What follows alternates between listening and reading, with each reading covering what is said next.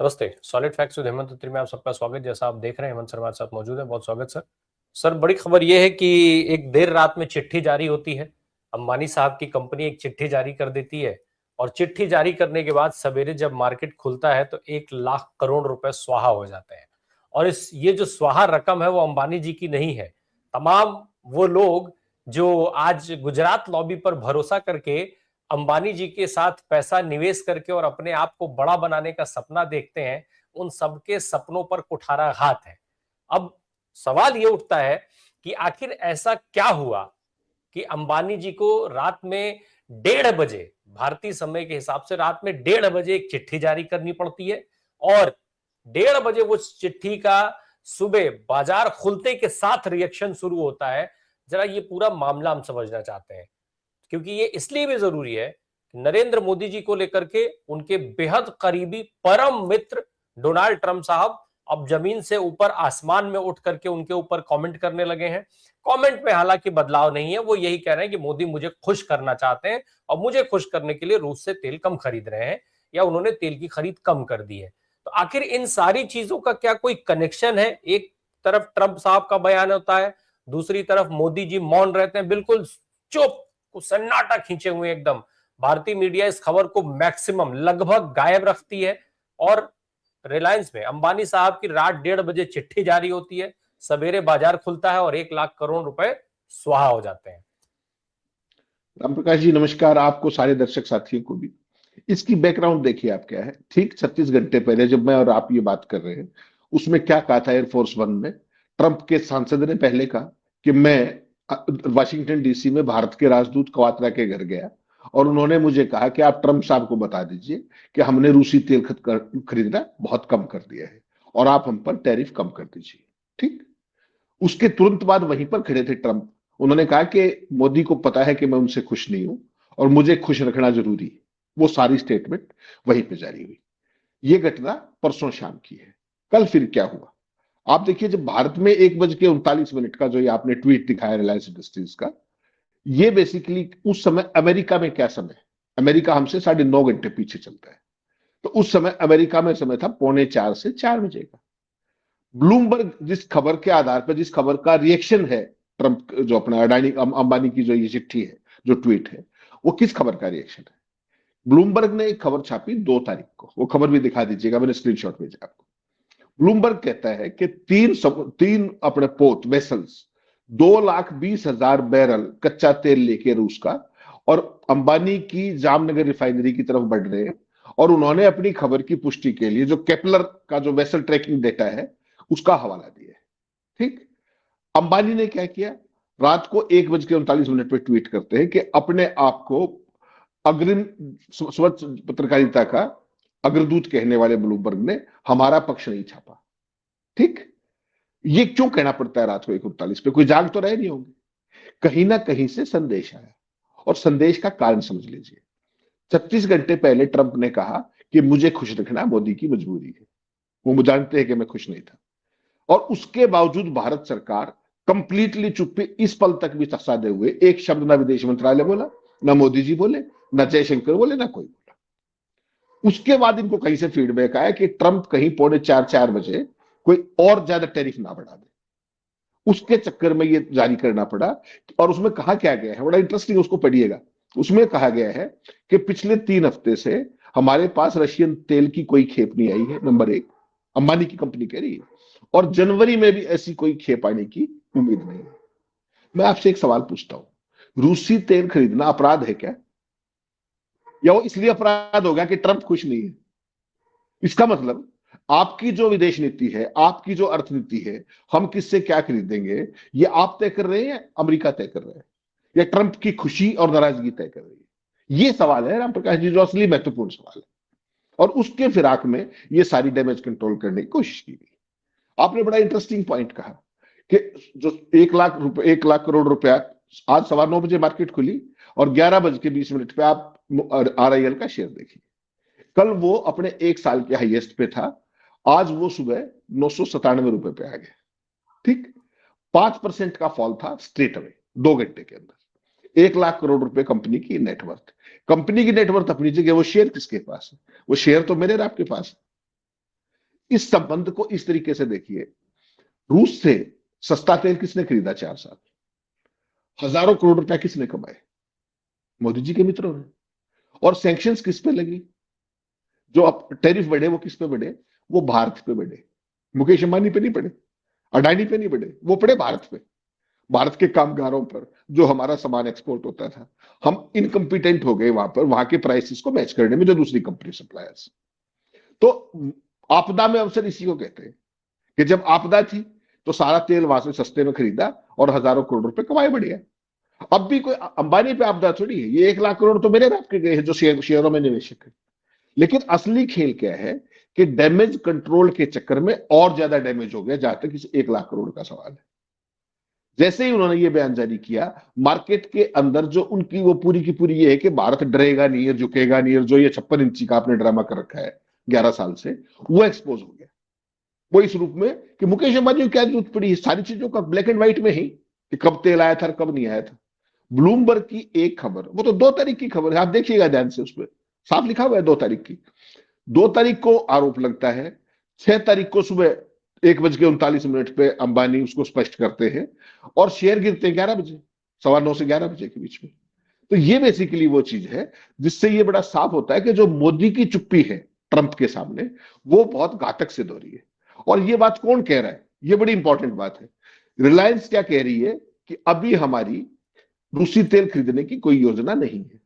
अब आप थोड़ा सा वापस चलिए, 2024 में रिलायंस और जो रशियन कंपनी है तेल की, रोसनेफ्ट, उन्होंने हर दिन भारत को 5 लाख बैरल सप्लाई करने का लॉन्ग टर्म डील साइन की थी या नहीं की थी? वो कहां गई डील फिर? रिलायंस ने उन खबरों का खंडन किया जिसमें कहा गया है कि कंपनी ने हाल ही में तेल खरीदा है। कंपनी ने कहा कि 3 हफ्ते से नहीं आया है और जनवरी में भी आने की कोई वो नहीं है। तो सवाल यह है कि क्या रूस से तेल खरीदना अपराध है क्या? रूस, अमेरिका बताएगा हमें, या हमने अमेरिका के दबाव के आगे सरेंडर कर दिया है?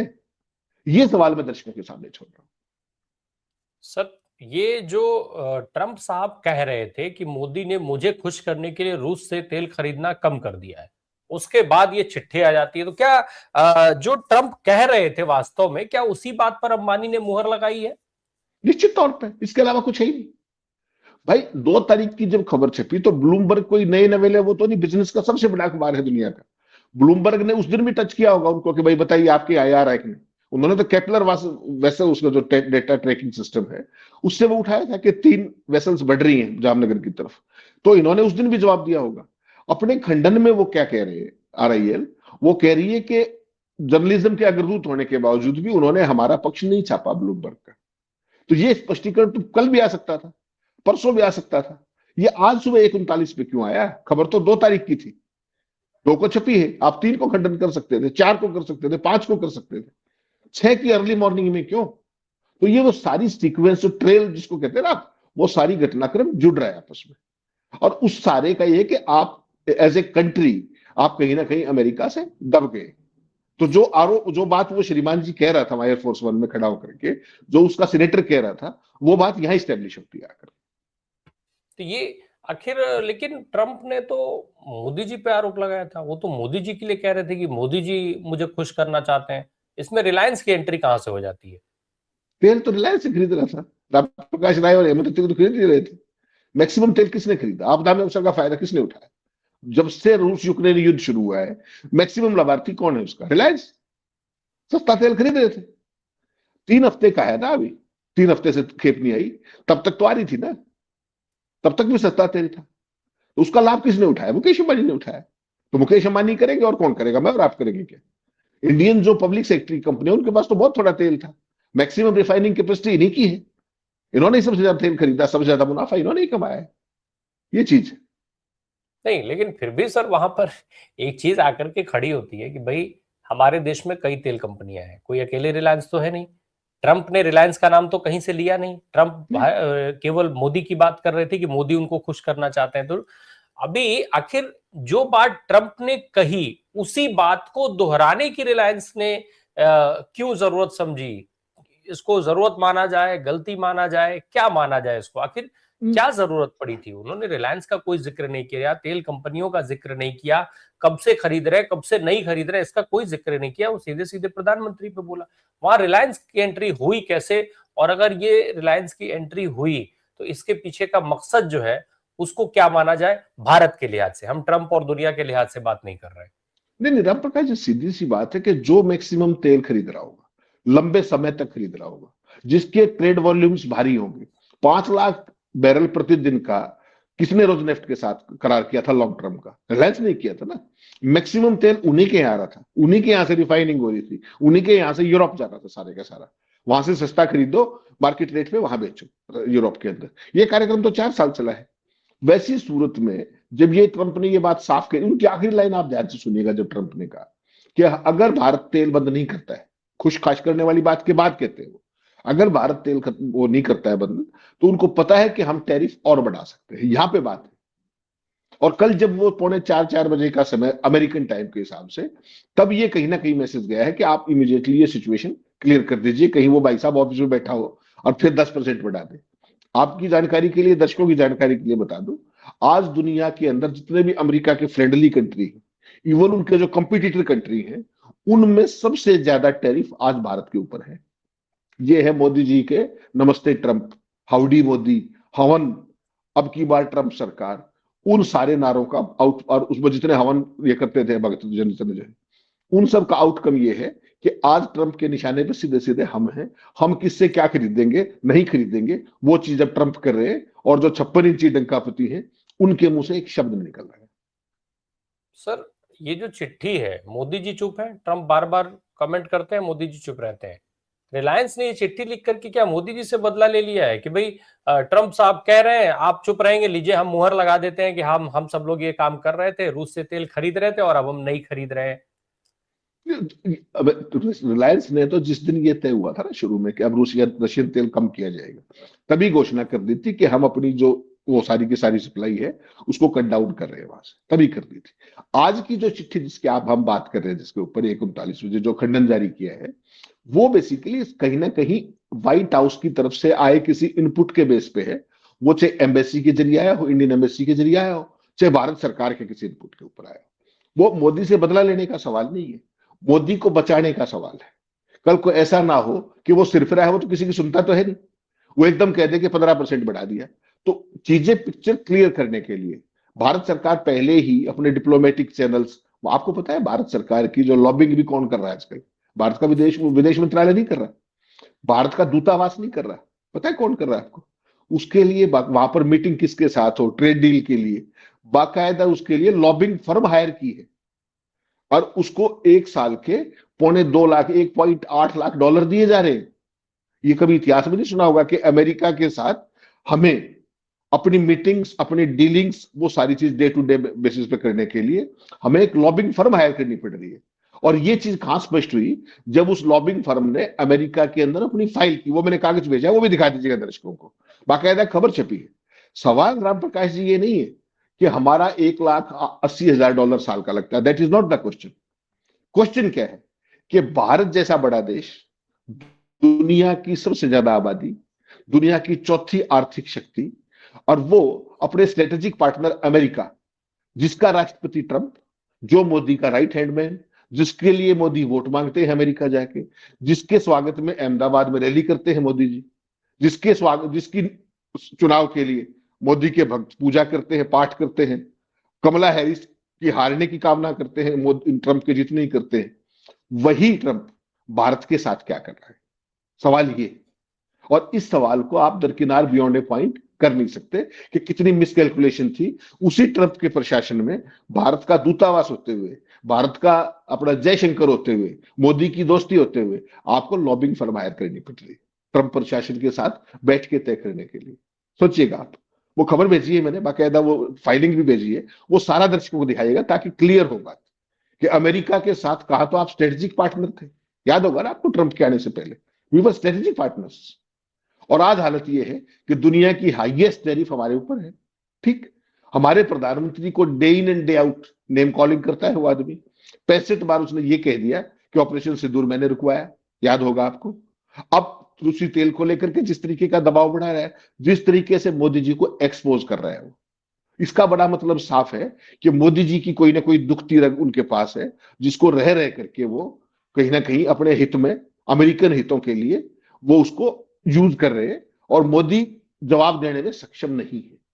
मोदी जी तो ये कहा करते डंका बजता है, विश्व गुरु है। क्या कह रहे थे जयशंकर कि मोदी से पूछे बिना दुनिया में कुछ होता ही नहीं, कोई भी मसला हो मोदी के बिना वो नहीं होता उसमें। कहां है मोदी इसमें? जो ट्रंप ने हमला करके राष्ट्रपति को उठाया वो मोदी से पूछा था कि नहीं? ये भी बता दें जरा। हकीकत में क्या है कि यू आर नोवेयर। और ये जो ये चीज कर रहा है ट्रंप, ये मोदी जी तो एक व्यक्ति है, आज वो प्रधानमंत्री है, कल कोई और प्रधानमंत्री होगा। भारत एज ए देश के साथ वो व्यक्ति अच्छा नहीं कर रहा। और ये बात डेमोक्रेट्स भी कह रहे हैं, बहुत सारे उनकी पार्टी के लोग भी कह रहे हैं कि इतने बड़े देश के साथ जो हमारी स्ट्रेटेजिक पार्टनरशिप थी उसको बर्बाद कर रहे हैं अपनी सड़क के कारण, और मोदी सरकार उसका जवाब नहीं दे पा रही है। हकीकत ये सर जो हमारी विदेश नीति है जिसकी हम बात करते हैं, बड़ा पीठ थपथपाती है भारत की सरकार, भारत की मीडिया। एस जयशंकर का नाम, वो एस जयशंकर को तो हमारी मीडिया दिखाती है कि वो कुछ आंखों में लेजर लाइट लेकर के घूमते हैं। आपने बहुत सारे दृश्य देखा होगा कि जब उनकी आंखों से लेजर लाइट निकलती है, तो एक तरफ 56 इंच का सीना, दूसरी तरफ विश्व गुरु बनने का दावा, तीसरी तरफ चौथी अर्थव्यवस्था पे हम खड़े ही हो गए हैं, बस मुहाने पे है, दरवाजा जिस दिन खोल लें हम चौथी अर्थव्यवस्था बन जाएंगे।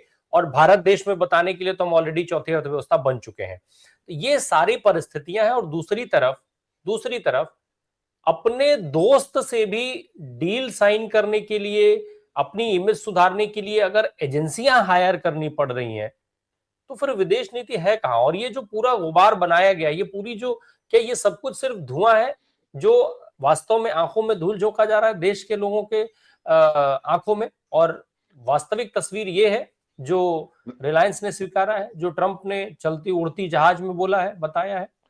राम प्रकाश जी, ये जो कागज आप दिखा रहे हैं स्क्रीन के ऊपर, जिसमें बाकायदा फाइलिंग है, जिसमें भारत सरकार की लॉबिंग करने के लिए कागज है, बाकायदा पेमेंट का वो है, ठीक। और उसके अंदर बाकायदा ये है कि क्या क्या करने के लिए, बाकायदा खबर है दूसरी कि मीटिंग्स तय करने के लिए, ट्रेड डील में मदद करने के लिए, अपॉइंटमेंट्स फिक्स करने के लिए आपको ट्रंप के किसी सहयोगी की फर्म को हायर करना पड़ता है, 1 लाख। इतना बड़ा देश, और आप उनके लिए वोट मांगते फिरते उसी ट्रंप के लिए। ये अलग बात है कि उसको चुनाव हार गया, अलग चीज है वो, लेकिन वोट तो मांगते उस समय जब इन्होंने मांगी थी तब तो हार ही गया था चुनाव। बेसिकली क्या है राम प्रकाश जी कि ये जो भारतीय पॉमेरियन मीडिया के जरिए जो डंका बजाया गया, पूरी दुनिया में जय जयकार हुई, कुछ संघी भक्तों को ले जाकर के, कुछ भाइयों को ले जाकर के अलग अलग जगह पर, और जो मोदी की अंतर्राष्ट्रीय एक छवि बनाई गई, उसकी हकीकत क्या है वो तमाम चीजों में अब एक्सपोज हो रही है। आपकी जो एजेंसी है हिंदुस्तान की, जिसको हम दिखा नहीं सकते यहाँ पे, वो कभी भी मोदी जी का कोई भी फोटो आवाज के साथ वीडियो जारी करती है क्या? एक्सपोज कहां होते हैं? जब कोई फॉरेन सोर्स के जरिए वही आवाज आ जाती है बाहर, उसमें पता लगता है कि असली खेल क्या है। तो जो ये एक फर्जी छवि घड़ी गई थी विश्व गुरु की, डंकापति की, दुनिया में इनसे पूछे बिना कुछ होता नहीं है, अब वो day in and day out तार तार हो रही है, और मोदी जी उसका जवाब नहीं दे पा रहे। इतने बड़े देश वेनेजुएला के ऊपर, जिसके हम ट्रेड पार्टनर रहे हैं, जिनसे हम बड़े पैमाने पर तेल खरीदते रहे अतीत के अंदर, जो हमें तमाम रियायतें देता रहता है, रहा है फिर अतीत में, उसके राष्ट्रपति को अमेरिका अगवा लेके जाता है, और भारत सरकार क्या कहती है? हम चिंतित हैं। ना ट्रंप का नाम लेती, ना मोदी का नाम, उसका अपना नाम दे उसका नाम लेती, ना उस घटनाक्रम का, बस कुछ नहीं, हम चिंतित है। नहीं तो क्या होना चाहिए? कांग्रेस पार्टी विपक्ष में है, उसके बावजूद उन्होंने अमेरिका पे किस तरीके का हमला बोला है। खड़गे साहब ने बाकायदा बाइट दे करके कहा कि जो कुछ हो रहा है ये गलत हो रहा है, एंटी डेमोक्रेटिक है। तो ये फर्क है एक नकली 56 इंची डंकापति में, और सही मायने में जो विदेश नीति को समझने वाले लोग हैं। कांग्रेस पार्टी ने लंबे समय तक शासन किया है, और रही सही कसर पूरी कर दी यशवंत सिन्हा ने कल एक इंटरव्यू में, जो अटल जी के विदेश मंत्री थे, जो मोदी से कहीं ज्यादा सीनियर भी है और एक्सपीरियंस्ड भी है, विदेश मंत्री रहे, वित्त मंत्री रहे।